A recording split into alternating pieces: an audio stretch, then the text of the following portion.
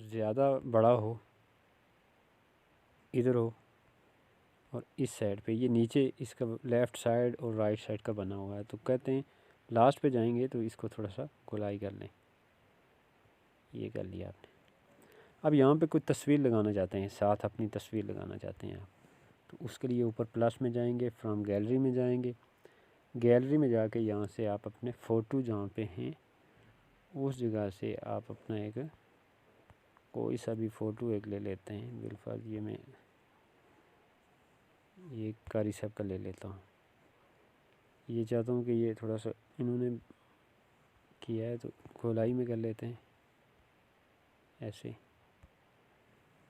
ये ऐसा सीधा करेंगे, ऊपर से यहाँ करके आप यहाँ नीचे ले आएंगे।